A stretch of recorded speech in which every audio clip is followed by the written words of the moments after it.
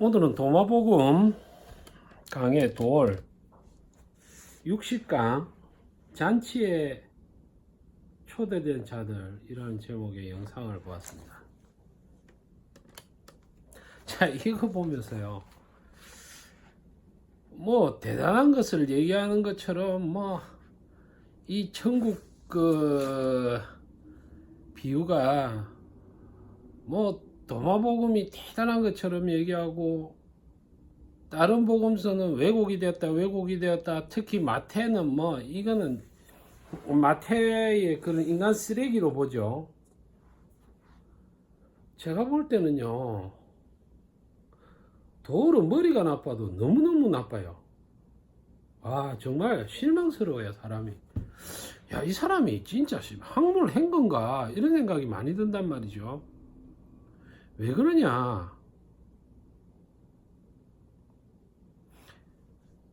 성경을 어떤 경전을 보고 그 텍스트를 비판, 그 마태의 글을 비판을 하려면 마태의 글의 바른 해석을 보고 비판을 해야겠죠. 이 비유건도 그래요.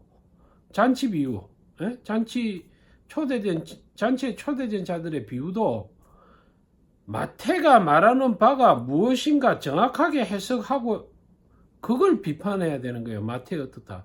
그런데 돌은 어떤 바보 같은 소리를 하느냐, 마태의 이 비유를 잘못 해석한 사람들의 해석을 가지고 마태의 비유를 비평을 한단 말이에요.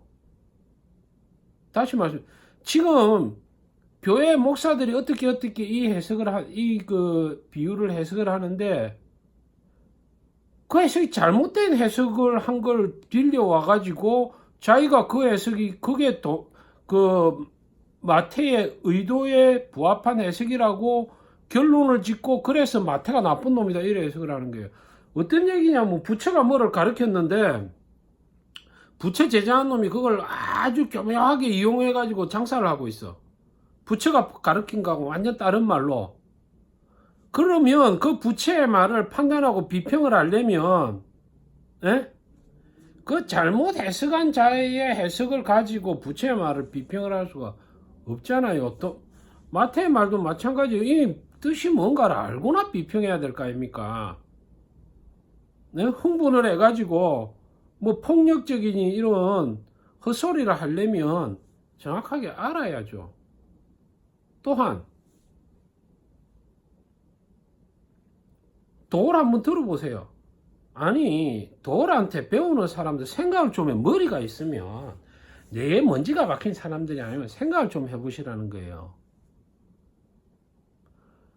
그 시대에 도마가 있고 나머지 11명의 제자들이 있어요. 성경 제자들도 많고. 그런 그 초대 당시에 이 텍스트들이 돌아다녔을 거란 말입니다. 사본으로. 예? 그러면 마태의 글을, 그 텍스트를 바울도 인정했고 다른 제자들도 다 오케이 했기 때문에 돌아다니는 거예요. 예? 도마의 글도 다 오케이 했기 때문에 어느 정도 돌아다녔을 거예요.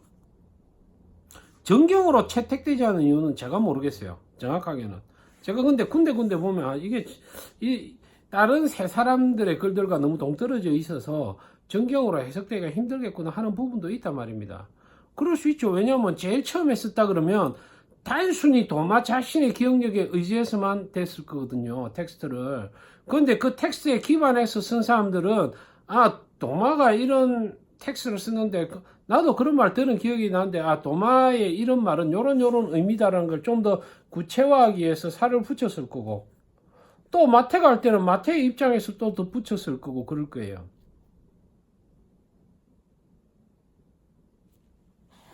그러므로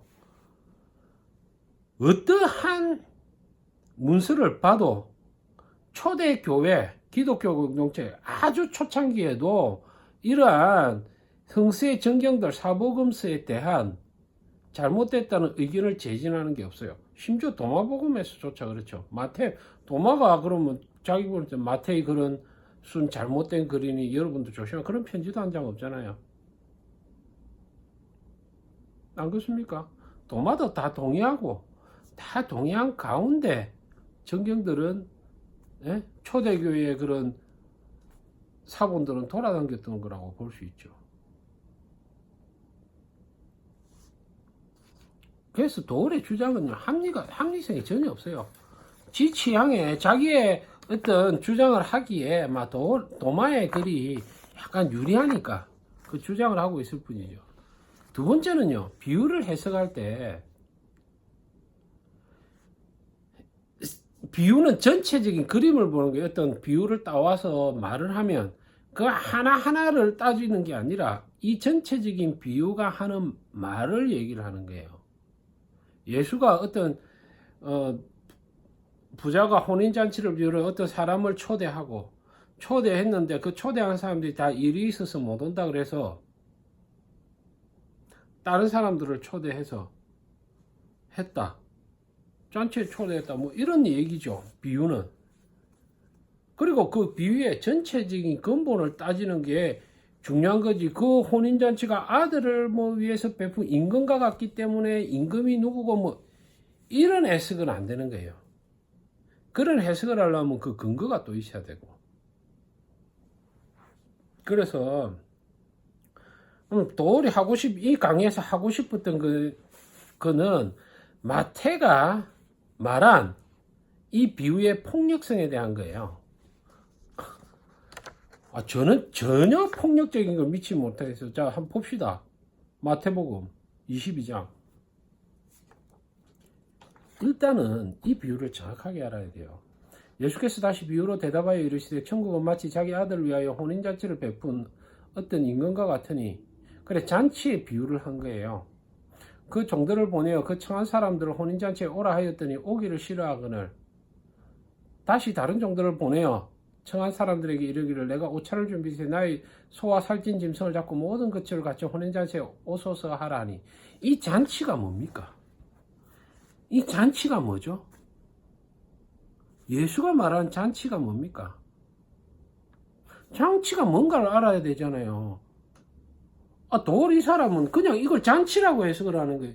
이건 잔치는 뭐냐면 인류를 구원하기 위한 하나님의 잔치를 말하는 거예요.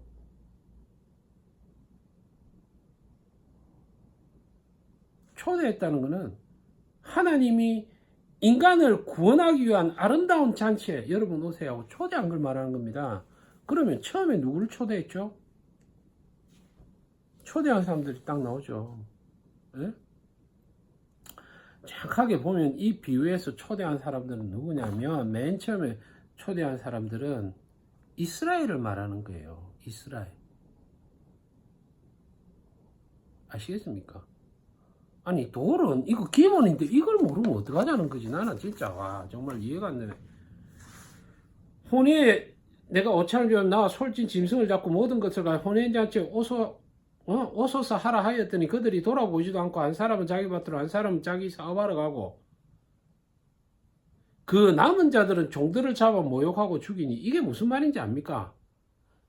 혼인잔치에 오라는 말은요, 회개하고 돌이키라는 말이에요. 회개하고 돌이켜서 생명을 얻으라. 나와 혼인을 하자. 나와의 언약을 지켜라. 선지자를 통해서 이스라엘 백성에게 그렇게 하나님이 오라고 했는데 안 온 거예요. 왜 안 왔습니까? 왜 안 왔는가 볼까요? 그들은 돌아보지도 않고 하나님이 베푸신 생명의 잔치를 돌아보지도 않았대요. 한 사람은 자기 밭으로, 한 사람은 자기 사업하러. 예, 이거 도마보면 똑같죠. 정중하거나 뭐 하거나 저는 뭐 할 일이 있어서 갑니다. 죄송합니다. 정중하면 핵심은 뭐냐? 이 사람이 정중했다, 거절을 한 게 정중했다, 안 했다. 이게 문제가 아니라 거절을 한 사실이 중요한 거예요. 예? 거절이라는 건 뭔지 압니까? 하나님의 생명을 얻으라는 하나님의 언약, 혼인잔치를 거절한 이스라엘을 말하는 거예요. 이게 왜 폭력적입니까? 정말 폭력적인 사람들은 누구냐? 거절한 사람들이에요. 하나님의 혼인잔치를. 왜 그런 줄 알아요? 이게 하나님이 생명을 주겠다는 혼인잔치가 뭐냐면요, 그 뒤에 보면 남은 자들은 종들을 잡아 죽이고 모욕하고 죽이니 그게 뭐냐? 선지자들을 다 잡아 죽인 거예요, 이스라엘이. 종들을 보냈잖아요. 하나님이 내 혼인잔치에 들어온다. 너희는 나의 백성이다. 나와 함께 하자. 에? 그래 했는데 여러 번 광건했는데 정말 좋은 것으로 베풀고 생명으로 풍성하게 하나님이 생명으로 이스라엘에게 주시기 위해서 하나님의 아름다운 것으로 만족하게 하기 위해서 주시려고 혼인잔치를 베풀고 오라고 종들을 보내어 몇 번 설득하고 했는데 왜 안 왔는지 압니까? 아까 말한 욕심 때문에 하는 거예요. 그 본질은 그겁니다. 본질은 자기 밭으로 일하러 가고 뭐 가고 결혼하러 가고 뭐 한 건 다 뭐냐? 내 욕심 때문에 하나님의 명령을 순종하지 못하겠다는 게 혼인잔치를 거절한 거란 말입니다. 도리 이거는 뭘 알고 얘기를 해야 씨부리려면 정말 열받아가지고. 에? 그게 뭔지 압니까?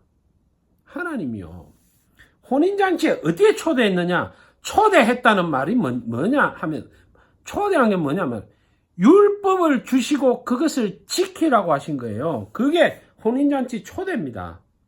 뿐만 아니라 그것을 지키지 않았을 때 회개하고 돌이키라고 자기의 종들을 보내서 설득하고 경고하신 거예요. 그게 초대예요.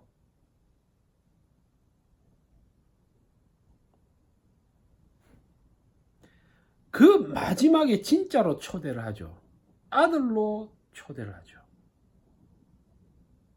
그 전에 종들 보낸 거 다 죽였는데 마지막에 아들을 보냈잖아요. 예수를 보내서 초대를 하죠. 이스라엘 백성에게 너희는 율법을 지켜라. 율법의 본질이 뭡니까? 여러분, 사랑입니다. 예수 그리스도가 도마가 마태가 하고자 하는 말은 폭력이 아니에요. 정말 폭력이 자들은 누구냐? 이스라엘 백성이고 초대를 받았던 이스라엘 백성입니다. 왜 폭력적이냐? 자기 욕심 때문에 이웃을 사랑하지 않았고, 에? 죽어가는 이웃을 돌아보지 않았고, 가난한 자를 돌아보지 않았고, 그렇기 때문에 정말 폭력적인 자들은 자기 것밖에 모르는 거예요. 나는 내 밭으로 가서 내 거 한다. 그걸 얘기하고 있는 거 아닙니까? 하나님은 초대한 거는 생명의 잔치에 예수 그리스도를 통해서 생명을 얻으라. 너희가 욕심을 버리고 회개하고 돌아와서 가난한 이웃을 돌아보고 하나님이 명령한 모든 계명을 지켜 행하라라고 예수를 통해서 말하는데 난 바빠서 네 말 못 듣겠다. 폭력적인 거는 예수 그리스도의 초청을 거절한, 하나님의 초청을 거절한, 하나님과의 언약을 파기한 이스라엘의 백성이 폭력적인 것이죠. 어떻게 인간이 폭력적인 것입니까? 아니 돌은 알고야 씨부리거나 알고 말을 해야 되는 거예요. 뭐를 말을 하든 말든지 폭력의 폭작은 모르는 게 씨부리고 있어요. 진짜로. 그래서 6절에 말합니다. 그 남은 자들은 종들을 잡아 모욕하고 죽였다고 말하는 거예요. 아시겠습니까? 그 다음 또 볼게요. 임금이 노하여 군대를 보내어 그 살인한 자들을 진멸하고 그 동네를 불살하고. 이게 무슨 의미인 줄 압니까?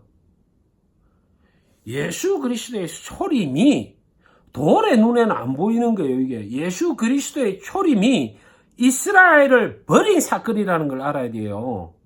예? 살인자들 진멸했다 해가지고 가서 칼로 푹푹 찔렀다는 게 아니고 하나님과의 언약을 파기한 이스라엘에게 생명이 없음을 구원의 문을 닫은 사건을 얘기하는 겁니다. 그걸 갖다가 살인한 자들을 진멸하고 동네에 불살랐다고 비유로 말씀하시는 거예요. 아따 정말 돌다리 진짜 짜증 정말 납니다. 제가 말하자면 임금이 노하여 군대를 보낸 게 폭력적인 게 아니고요. 폭력적인 자들을 진멸하신 거예요. 하나님이 이웃을 돌아보지 않고 자기만 알고 이기적이고 하나님이 명하신 율법을 지키지 않은 이스라엘 백성을 진멸하신 겁니다. 뭔지 압니까? 하나님 율법대로 살았으면요, 이스라엘은, 이게 돌은요 신명기 민수기 이쪽을 공부를 많이 해야 됩니다. 이스라엘은요 하나님 율법대로 살면 여러분 부자가 없습니다. 완전히 사회주의입니다. 이스라엘 제도는요. 이스라엘 제도는 왜 사회주의냐면 7년 동안 있다가 한번 7년 동안 자본주의 하다가 6년 동안 자본주의 하다가 7년째 대하면요 사회주의로 완전히 돌아봅니다.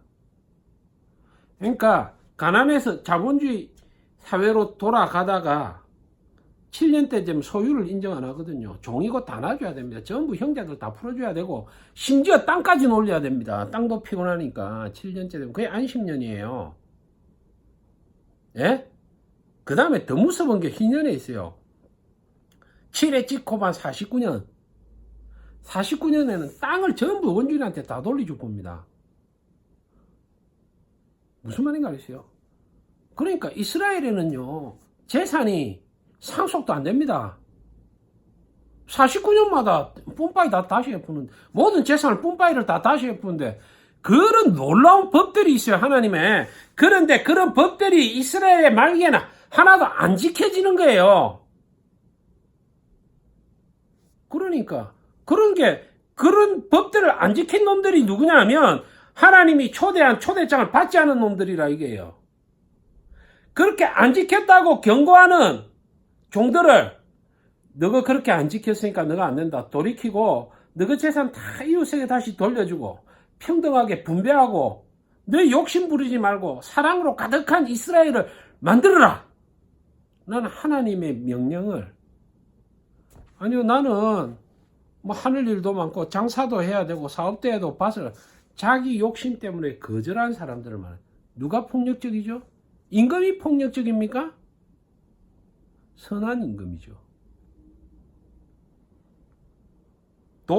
누가 폭력적입니까? 자기 욕심대로 산 이스라엘 백성 초청을 거절한 인간들이 욕심이 가득한 인간들 아닙니까? 마태는 그들에게 분노를 퍼붓고 있는 거예요. 뭘 알고 씨부리세요. 돌은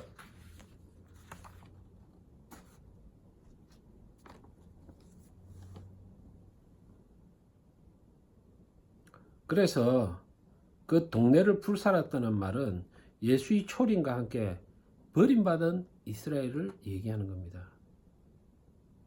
거기에 대해서 이미 옛날에 신명기 때부터 예언이 되어 있었어요. 너희는 나의 계명을 지키지 않아서 하나님의 계명, 명령을 지키지 않아서 반드시 멸망한다.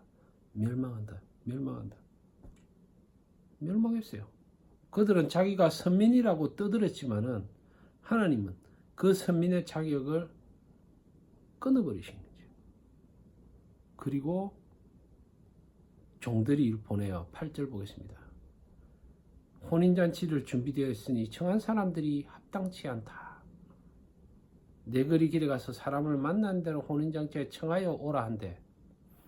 종들이 길에 나가 악한 자나 선한 자나 만나는데 모두 데려옵니다. 손님이 가득한지라. 자, 나가서 종들이 쭉 데리고 왔다. 그건 뭡니까? 교회 시대를 말하죠. 예수 그리스도를 통한 이방인 교회 시대. 네, 이거는 구약에 또 예언되어 있었어요. 이방인 교회 시대 구약에 예언되어 있습니다. 예수는 그걸 알죠. 그렇기 때문에 이런 비유를 하시는 거예요. 예수하고 코드가 같으면요, 도마의 비유나 마태의 글이나 똑같습니다. 마태는 좀 화가 나서 얘기하는 거예요. 경고를, 자기 이스라엘 백성에 대해 경고를 알리는 거예요. 이 비유는. 자, 근데 가서 사그리교에서 끌어오는 사람들은 누구죠? 교회 시대입니다.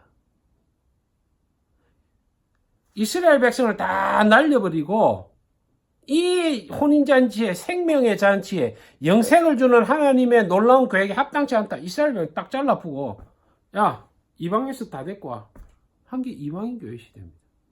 그래서 이방인에게 하나님의 말씀이 전파되면서 하나님의 생명의 잔치에 이방인을 초청해서 들고 들어온 것이죠.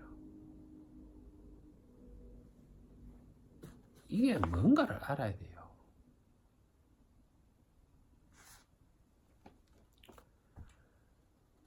잔치에 손님이 가득, 지금 손님 가득하죠. 교회 안에 손님이 가득합니다. 임금이 손님들을 보러 들어올세 거기서 예복 입지 않은 한 사람을 보고, 이 임금이 손님을 보러 들어올세는 말세를 말하는 거예요. 그 도울이 그렇게 싫어하는 종말이죠. 종말론적이죠. 지금부터는 예복을 입지 않은 한 사람을 보고 이르되 친구여 어찌하여 예복을 입지 않고 여기 앉느냐 하니 그가 아무 말도 못하거늘. 이거는 거의 도울은요 이거를 그 잔치에 대해서만 딱 얘기를 하는 거예요. 잔치에 이거는 비유란 말입니다. 예복을 입지 않았다는 걸 비유로 예수가 말하는 거예요.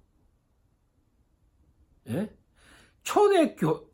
예수님이 초림에 오셨을 때, 예?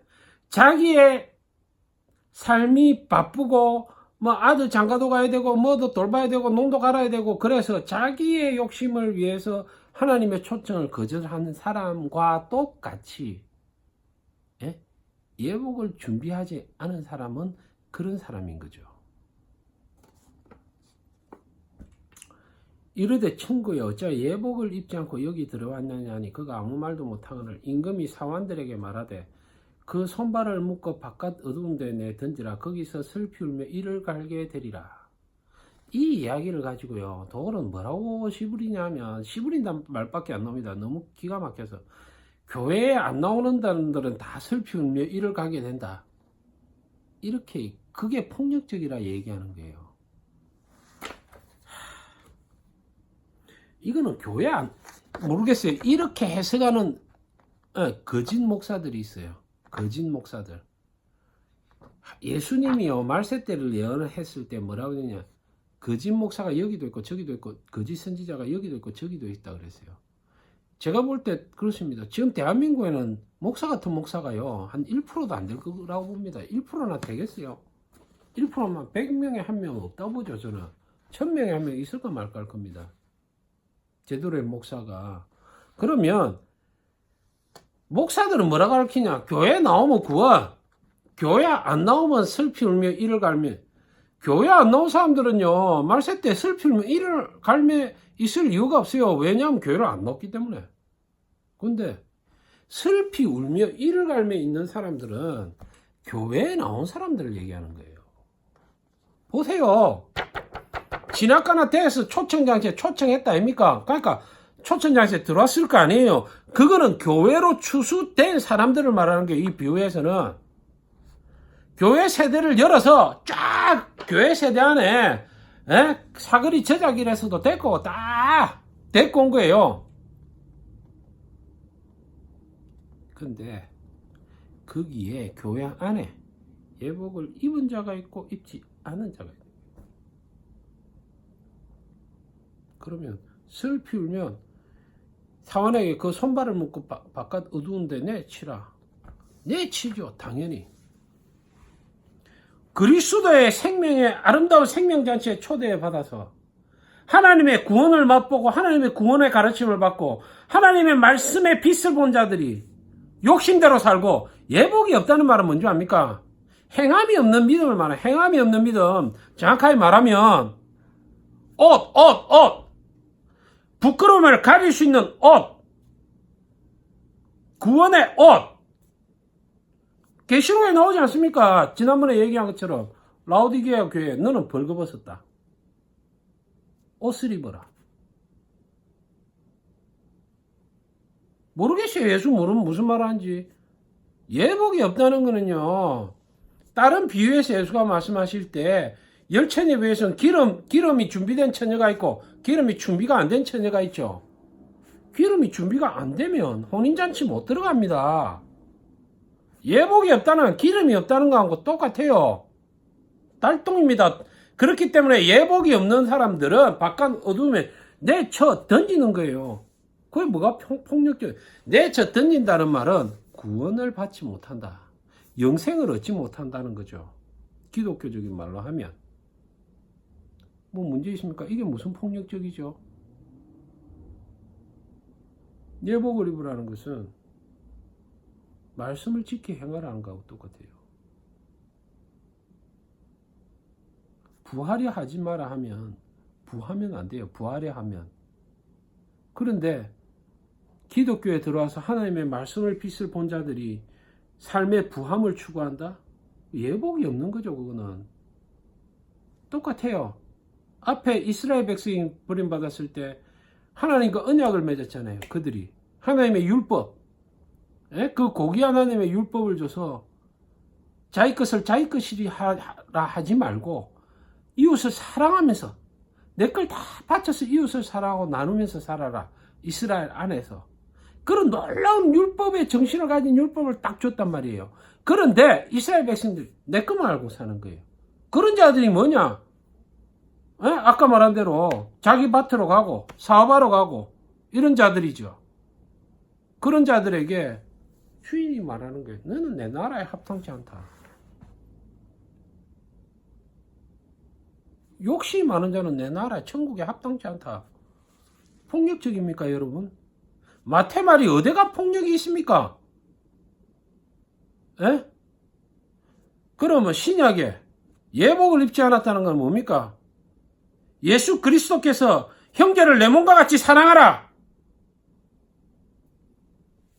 예수 그리스도께서 성도들에게 주신 계명이 얼마나 아름답고 높습니까, 여러분? 사람의 계명은 예수 그리스도께서 주신 그 계명대로 살아라 한데 예복이 없다는 건 삶이 없다는 거 아닙니까? 그러니까 지 욕심대로 지 쪼대로 산 사람을 예복이 없다라고 얘기하는 거예요. 마태가 어디가 폭력적입니까? 고귀한 하나님의 말씀과 신약의 교회가 하나님의 말씀을 받아서 그 고귀함을 지키지 못하고 살아가는 사람에게 예복이 없다고 표현하고 그 예복이 없는 자들은 슬피 울며 이를 갈며 있다. 그는 뭐냐? 아까 말한 대로 신약에 구약의 이스라엘 백성이 초대받았는데 안 오니까 진멸하고 동네를 불살른다는 말하고 슬피 울며 이를 갈며 있다고 말하고 똑같은 거예요. 그래서 그 슬피 울며 이를 갈며 있다는 것은 이방 세계를 말하는 게 아니고 교회 안에서 예복이 없는 자들을 말하는 겁니다. 교회 안에서. 대한민국 교회 99%죠. 예복이 없는 자가. 그래서 청함을 받은 자는 많대 택함을 받은 자는 적다. 돌은요, 청함을 받은 자는 교회 밖에 있는 사람들을 얘기해요. 불신자들은 아닙니다. 이 비유에서 청함을 받은 사람은요, 교회 안에 들어온 사람을 얘기하는 거예요. 그런데 교회 안에 들어온 사람 중에 택함을 받은 자는 작다는 겁니다. 예복을 입은 자는 작고 예수 그리스도하고 언약을 지키는 예수가 명하신 사랑의 계명을 행하는 자는 적다는 말입니다. 그래서 그 뒤에 뭐라고 나옵니까? 15절에 이에 바리새인들이 가서 어떻게 하면 예수를 말을 올무에 걸리게 할까 상영. 바리새인들도 아는 거예요. 이게 저거들 두고 하는 소리라는 게. 아시겠습니까? 그때 예수가 이런 비유를 하면요, 바리새인들도 알아먹었어요. 그런데 왜 돌은 못 알아듣습니까? 내가 그래서 돌이 돌이라고 하는 거예요. 이런 놀라운 비유를 보고 이런 마태의 언어를 보고 비관용과 폭력이 하나님의 나라를 폭력적으로 규정하고 있다? 마태의 이 해석에 무슨 폭력이 있어요? 누구를 폭력적으로 대합니까? 마태가 네 목숨을 다해서 하나님을 사랑하라는 그 예수 그리스도의 명령을 지키지 않는 자들에게 구원 못 받는다 말한 게 폭력입니까? 어이 돌! 대답해봐라!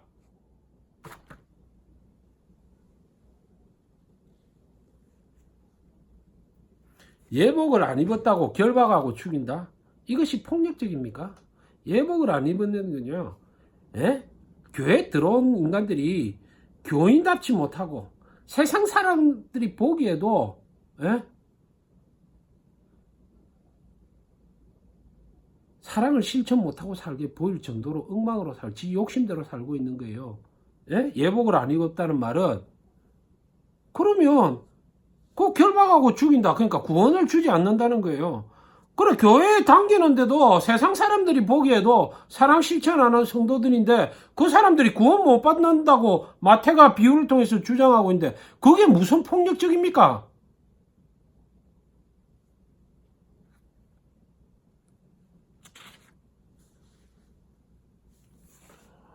돌은 뭘 알아도요 한참 알아야 됩니다. 제 말에 반박을 하시고자 하고 댓글로 대도 안 한 말 쓰시는 분들 좀 있는데요. 그냥 그 길 가세요. 그 길 가시되 내 말이 어떠한 면에서 잘못 해석되었다는 것을 합리적으로 지적을 하셔야 됩니다. 어이 안경 네 말은 잘못됐어. 왜 잘못됐냐면 도리의 해석이 요렇게 해서 맞고 네 말은 요렇게 틀렸어. 요리 해석해야 되는 거예요. 알겠습니까? 이 해석은 도마의 해석이나 마태의 비유나 똑같은 말을 하고 있어요. 똑같은 말을. 하나도 틀린 게 없습니다. 근데 마태가 훨씬 자세하게 설명해 줬어요. 훨씬 자세하게 기억했다는 말이죠. 그 상황을. 도마보다는. 그렇게 보시면 틀림없을 것입니다. 돌은 제가 보면서 안타깝기도 해요. 건강도 안 좋으신 노학자께서 힘을 다해서 설교하시는데 대목자 한 사람이 이렇게 태클을 거는 게 같지 않게 보일지 모르지만은 저의 외모와 말투로 너머에 있는 하나님이 혹은 예수가 혹은 성경의 제자들이 우리 세상 사람들에게 혹은 교회에 있는 기독교인들에게 하고자 하는 말씀을 제 뒤를 넘어서 보실 수 있기를 간절히 바랍니다. 감사합니다.